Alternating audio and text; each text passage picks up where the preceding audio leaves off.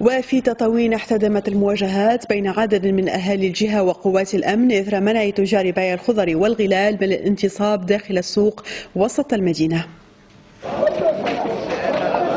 انطلقت شرارة هذه الاحتجاجات بمنع عدد من تجار الخضر والغلال من الانتصاب داخل السوق وسط المدينة، وتعرض هؤلاء التجار لاستفزاز من قبل عدد من أعوان الأمن بحسب ما يقولون. سبونا وهنونا البوليسية أظن، وفي الحالة زي هذه هو باش يريض الشعب يزيد يعيش فيه. أنا مشكلتي بطال، عندي شوية خضر نخدم به.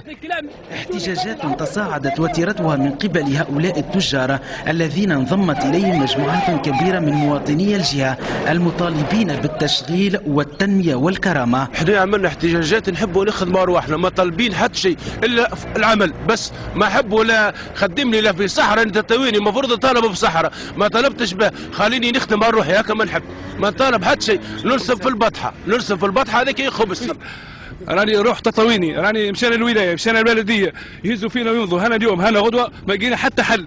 وفي مواجهة هؤلاء المحتجين استعملت قوات الأمن الغاز المسيل للدموع بكثافة قبل أن تبادر بالانسحاب، ليتم إثر ذلك حرق مركز الأمن ومركز الشرطة البلدية وسط المدينة، والتوجه إلى مقر بلدية تطاوين مطالبين رئيس النيابة الخصوصية بالرحيل والمغادرة.